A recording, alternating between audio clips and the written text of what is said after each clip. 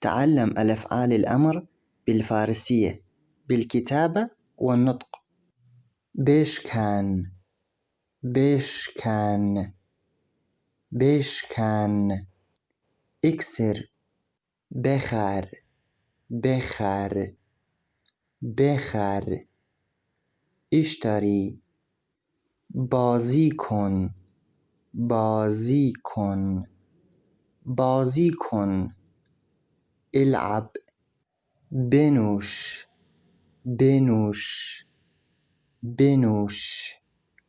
اشرب، کمک کن، کمک کن، کمک کن. ساعد، بپوش، بپوش، بپوش. البس، بشین، بشین، بشین.